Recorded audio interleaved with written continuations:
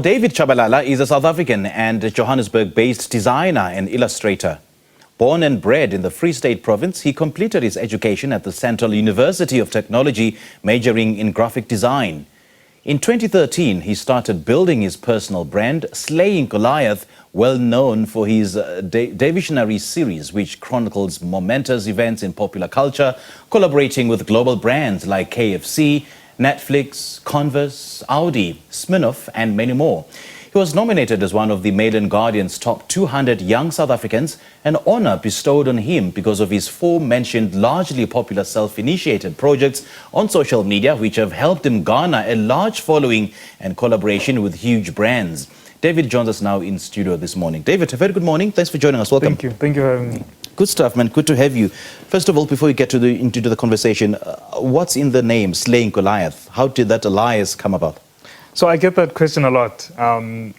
So my name is David. So it's obviously taken from the biblical story of David overcoming Goliath. And I think it just speaks to someone overcoming obstacles along the way, which I think is something I've done in my career. As an independent artist, though small as an artist, I've worked with very big brands. So I think it speaks to just the purpose of my work. So you've conquered the corporate world, eh?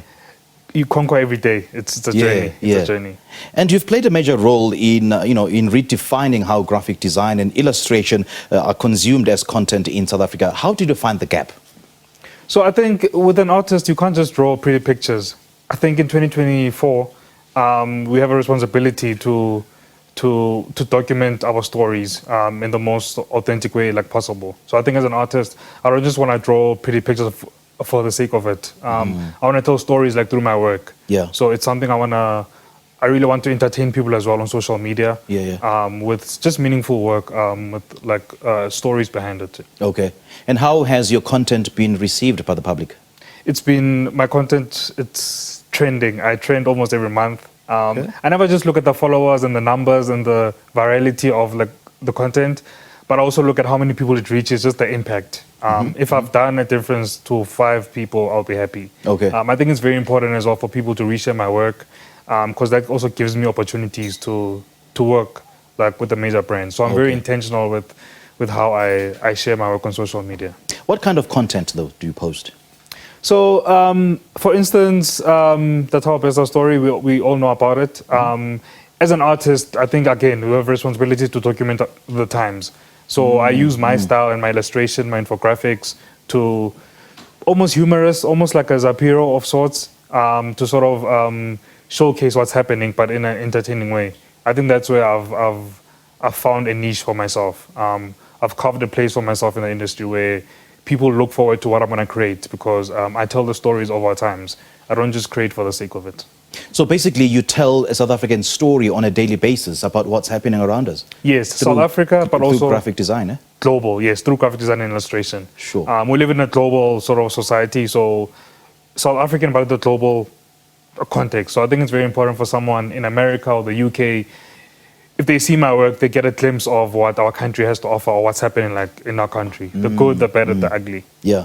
And you've been nominated for the Bookmarks Young Gun Awards, the Mail and Guardian's top 200 young South Africans, to name a few. So what do those accolades mean to you and about the kind of work that you do? So these awards, when you're nominated, when you don't win, they almost don't mean anything. Once you win, you realize the impact it has in the industry. I think for me, they mean a lot, not just for my ego, but it also gives brands that trust like towards me. I think when they see these guys won these awards, there's a credibility that comes with it. But I'd also encourage young artists and other designers not to just look at the awards, just to keep on creating with a purpose.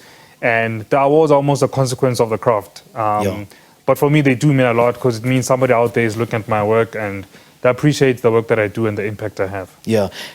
Your work is described as a kaleidoscope of color and crafted content. So how has this driven your urge to, to boost or prop up pop culture? So color, I mean, I love color. I think every artist needs a signature style. So I love bright colors. In school, I was almost berated by lecturers with playing around with like too much colors, but I was persistent with forming my style. I love bright colors. I love stuff that stands out on social media. It's very important for me to catch someone's eye when I tell a story. But also I'm controlled with how I use my work. Okay. Yeah. So about your content, do you get a brief from your clients, or is it something that you generate yourself? So 90% of my content, it's self-generated, but like I said, it's intentional, because I know with what I do, opportunities will come.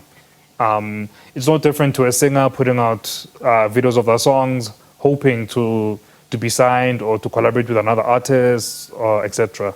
So my work is purely for my audience, for my people. On social media, they're not just my followers and friends. It's almost a community, people who help me sort of create as well, who are always looking forward to the next thing. And speaking of community, we know that a community, especially the social media community, they consume content in different ways.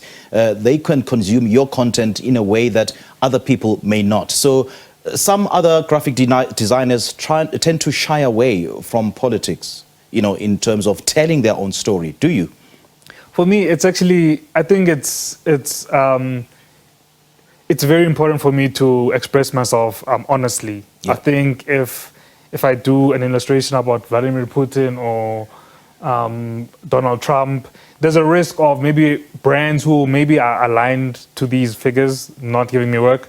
But I think if you don't stay true to what you believe in, true like to your work, then how authentic are you as an artist? So again, the society we live in, we have the right to express ourselves, our political beliefs. I think there's a privilege also of being in this country, just the freedom of expression. And I'm very honest with how I sort of put out my work. And just looking at the graphic on the screen right now, is it a visual representation of your opinions about what's happening, or is it a representation of your clients?